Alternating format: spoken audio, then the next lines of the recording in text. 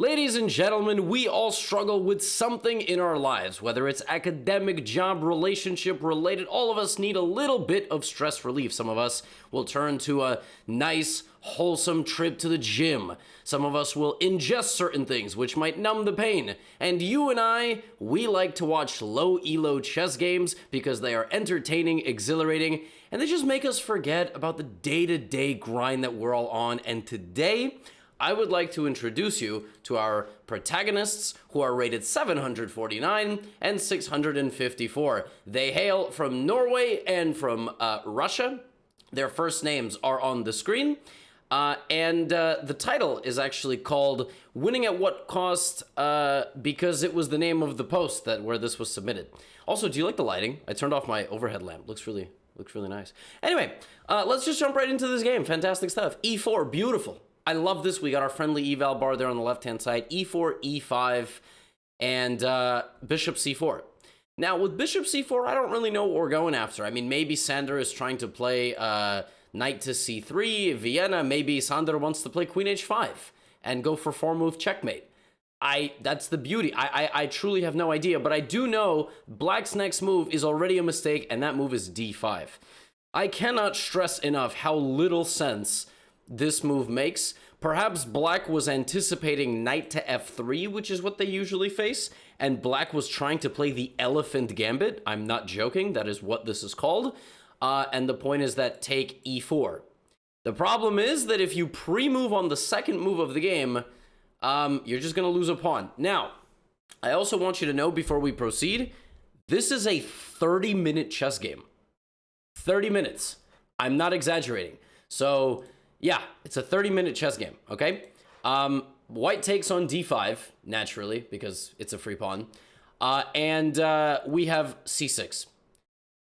Kind of extending the gambit a little bit further, pawn takes. And now, since you're playing a gambit with the black pieces, you obviously have to catch up with your development, knight takes C6, or else the gambit simply doesn't make any sense. Okay, and now as of move 4, black is completely lost because black is down a clean pawn. White now is going to get very fast development, and this pawn is goofy, and it's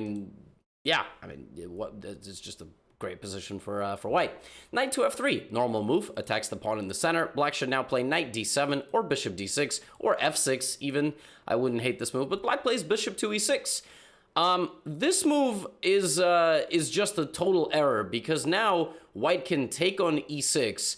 If you can create doubled pawns and just split pawns like this across your opponent's board, you're going to win the game because they're just going to get hunted down. It's going to be like Pac-Man, or Pac-Woman. I don't know. It's 2021. So, you're just going to win those pawns and this is what you got to do. Instead of that, white gets excited and takes on E5. And I don't dislike that move.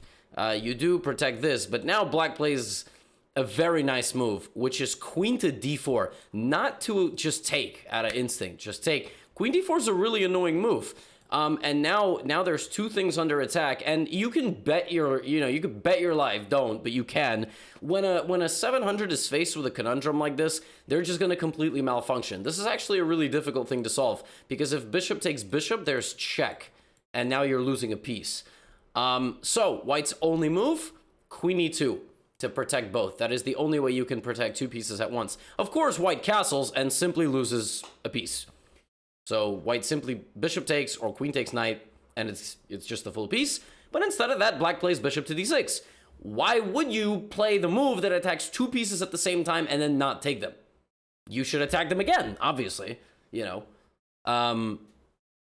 Listen, I just make the videos. I don't really know. Now, this is still a very difficult position. White has only rook e1 here. And rook e1 works because you create an attack on the king. So bishop c4, knight c4 is a discovery. And if this gets played, you have this. And if this, you have the absolutely unbelievable queen h5 check. Which, if that was seen in this game, I might report both players for a random drug test. So, yeah, instead of that, we get knight to f3. And now, obviously, queen is going to take the bishop. Good. Okay, black is just a piece up. So a total swing in the opening. Black is a full piece up. White attacks the queen. And now white's got to get the pieces into the game or continue to attack the queen. I got no clue what that move does. I'm not going to lie to you. C4 makes so little sense to me You know what I'm gonna say? I'm gonna say white is trying to get the queen out. White sees this. That's my prediction. C4 just makes so little. I mean, you got to develop the knights and the bishops, right? Okay, but black plays knight a6. I don't get that move either. I mean, I don't know why you're not just playing standard developing stuff. Black's like, ooh, horsey. Haha, nice. Now you're actually playing directly into white's hands with queen to a4, which would attack the knight and the pawn. Instead, white plays the baby queen development, which is queen to c2. I don't know. It's like your most powerful piece, and you're just leaving it over there. So I don't know. Queen c2, knight c5. Knight c5 is, I mean, it makes sense. Bringing the knight to the middle, kind of. I mean, I would have liked to see the queen get attacked, but okay, knight c5. But see, when you put your knights in the center like this, they're going to be targets for pawns, and white plays the move d4, and black just keeps going forward. I mean, black just keeps coming forward. Now here it's +2. It's borderline impossible to understand why it's +2. I mean, you're more than welcome to try to look for it. It's the fact that this queen cannot actually protect this knight. You attack the queen, and if the queen goes to g6, you play knight to h4, and the queen has to abandon the defense of the knight. And if the queen goes to f5, you play knight h4, and the queen has to abandon defense of the knight. And if the queen plays queen f4 to try to mate you, you take the queen. So h3, knight h4. Very interesting little geometric thing. Just keep this in mind. Always look at pieces that only have one thing defending them and see if you can get rid of it. Instead of that, white just plays one kind of attacking move on this side of the board, and black goes back to e7. Okay, now we have rook d1. I don't know what that move does, and I'm kind of inclined to sing rook d1, because it's not the actual song, but again, you're not really pushing through d5, but listen, white already hung a piece, so I'm just happy that white is not hanging anything else. Rook to d8. Now white is better again, because white can play knight to e5 and continue to attack this queen, but white actually goes rook e1. Okay, so white can't really decide what to do with the rook. Attacks this knight in the middle. I mean, this rook has now made 2 moves. So this is under attack 2 times. Black should protect it with either the bishop, the pawn, the knight, moving the knight. Instead, black gives it up 100% for free. I don't know. I mean, you just... That's not hard to see. This is a 30-minute game of chess. You clicked on 30-minute in order to play a game where you can focus and think. Bishop f6. Rook takes e4. Queen f5. Now, white needs to not hang this queen or this rook. So I would think rook e2 maybe. Or queen e2 to just get out of the pin. Instead of that, at this point, white goes, oh my god, I'm so smart, I can go attack this queen. The problem is bishop takes h4. That's the problem, is that you are pinned. This is not something you should be blundering in a 30-minute game. I don't care if you're rated 749. It's not hard to see. Boop, boop, boop. That's why you click the 30-minute button. But okay, knight h4. Black doesn't see it either. Black doesn't see it either. And now this is actually under attack. So white plays the move g3. Now, however, bishop and rook, which you just moved to f6, target up on the d4 pawn, which is obviously going to get captured. Very good. Rook takes d4. Now, if rook takes d4 is ever played in a game between 2 people rated below 1,000, the next move that you can expect is the move rook takes d4. Like 9.5 times out of 10, because it's just there. You might as well do it. But no, white is an enlightened 700 rated player who says, no, Gotham tells me not to take just for the sake of taking. Although in that case, you should have taken for the sake of taking. And now black plays a great move. I love this move. It's probably the best move that they've played of the game. It's the move g5. Now, I understand it's +1, but g5 is a fascinating move because you actually have a lot more pieces out, and you force this knight into a very difficult situation. Because knight f5 is the only move by white, and white just thinks that they're going to lose this knight, which they're not. And if rook takes e4, there's this with another pin. So instead of that, white now plays a move because black played their g-pawn 2 squares. White moves their g-pawn an equidistant amount away on the g-file. The problem is that when you move this, you forgot that this pawn protected the knight. So even though the pawn can't take the knight, the queen can. The queen can take the knight after you play g4, which is something you should see in a 30-minute game. And black plays queen h6. So black also does not see in close proximity that the queen can take the knight in a 30-minute game. Now, white again can move forward to f5, where white will be attacking some stuff. Instead of that, white goes back to the king, because the king loves his horse. Not like that, you weirdos. Knight e7. Queen to f2. Rook d1 check. Again, white just has a blatant disregard for 11 points of material. I don't know whether white thought they were completing a Tetris piece mission, just building a little Tetris piece. Like, why don't you play knight c3 and bishop e3? Why were the chess gods instructed to give you a rook, knight, and bishop if you're not going to use them? Queen f2. Okay, whatever. Rook d1 check. Great move. Now, this is under attack and this is under attack, so naturally, you have to bring the rook back because that's the only lateral defender you have. You also can bring your queen, but that would lose a queen. So white goes here and loses the bishop. White has so little respect for their queen side that they're just losing all their pieces. Now this rook is just gobble, gobble, gobble, gobble, gobble. Hungry Hippo. Pac-Man. Pac-Woman 2021. I don't know. They should... Is there a Pac-Lady? Like, is there like a game called Pac-Woman? Knight d2. Rook takes a1. White thinks it's not enough to just lose your bishop. It's not enough to not develop your bishop. It's not enough to not develop your rook. White just loses a bishop and a rook. Why? This is a 30-minute game of chess. Why? You know what white should do? Look up local therapists in Norway, okay? Rook a4. Look, white saw rook a4, and white really liked it. Rook a4, rook a7. I mean, black is completely winning. What you do now, you can continue to take free stuff. You can castle. I mean, I would just get the king out of the way. Or just, oh, I'm up mad material, just go trade queens. Like, and knowing white plays this move and, like, hangs, like, checkmate or something. I mean, you just go trade queens. Okay, what does black do? Black takes free stuff. I love it. Mwah! Beautiful, free stuff. Okay, rook a7. Now, black has a lot of pieces. This very powerful rook, this bishop that can at some point get over here, castling out of the way, maybe moving this knight out of the way, bringing the queen back into the action. If I gave you 10 guesses here, you would not be able to predict black's move. Black has so much variability in this position, you would never in a million years guess the move that black played, ever. You could try. f6. I don't know what the hell is the point of that move. You are up a rook and a piece, and you play f6. Why? What does that do? Check. Now you're like, oh, well, if I move my king, I lose my rook. Very good. So you block. Beautiful. Queen e3. All right. So that attacks this. White does not have a lot of pieces left. So you see this attacks this.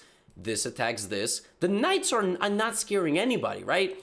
So you just need to make sure you don't lose this bishop. There are a few ways of defending it. Moving your king to defend it, or actually interposing, which would justify the move f6. You block the attack and you are defended.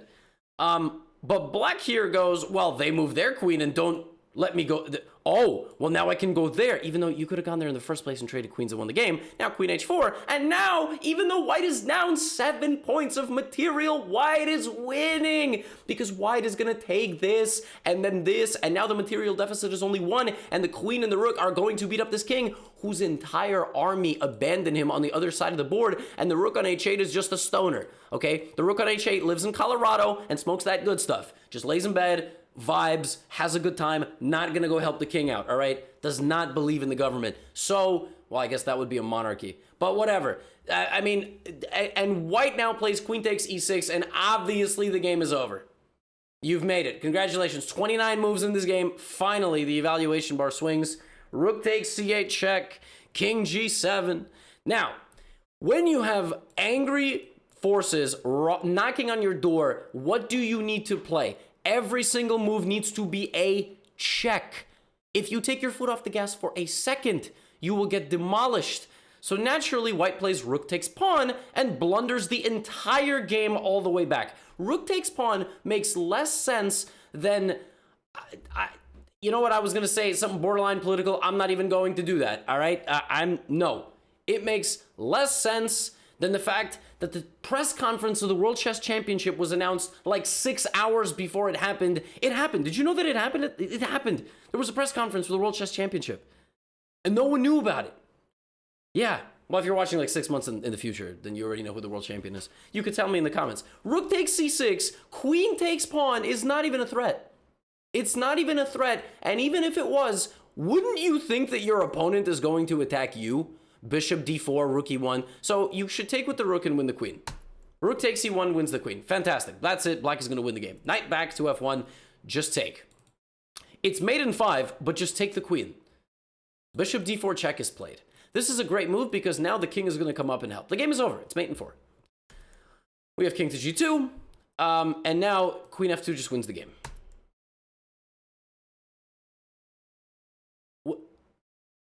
Okay.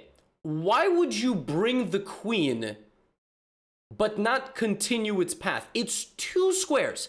You can discard all these moves instantly, but this move has protection in the form of the bishop that you just moved, and literally, from this point forward, a blind person could win this game. No disrespect to my visually impaired folks. I'm just saying that if right now all your vision somehow shut off, you would still find a way to win this game. I don't even know how you would be able to do it. You would need a Braille chessboard. Maybe one came in handy.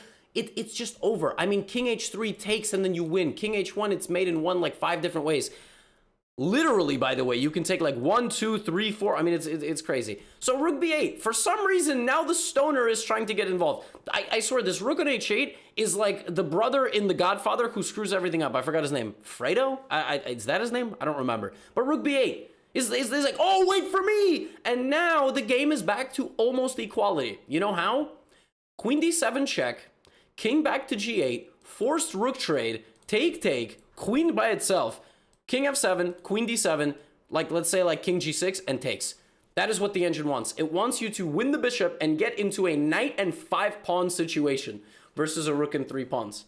And black is still playing for a win, but it's really difficult. Anyway, obviously that doesn't happen whatsoever. After the move rook to b8, why did white do any of this? And there's also a hanging queen. White played this in order to play queen takes f6 check and confidently blunder a full queen because the bishop is 2 squares away. I mean, the fact that white did not see that is just, it's just absolutely disgusting. White was finally given one chance to save the game after just rook b8 gets played out of nowhere. And instead of taking their chance, they play queen takes f6. And now they lose the game after... Okay, they don't lose the game just yet. Instead, they take the bishop, which could have taken their queen. And now black continues the attack with rook to e2. Yes, very good. King to g1. Now, you cannot play queen f2. It's actually a very tough position already. Maybe you should team your rooks up on the e-file, right? You should play like rook e8 or something like that. But black decides to finish the journey with the Godfather rook and plays rook to b1, creating a threat of rook takes f1 check, king takes f1, and queen e1 mate. The problem is you've left your king with absolutely zero cover. And now white, in a very timely fashion, finds queen d8 check, king moves up, queen slides back, don't run and alternate, queen slides back, and the king is completely laser beamed. And after check on c8, rook e8, rook takes e8, checkmate, Sander from Norway won the game. But at what cost?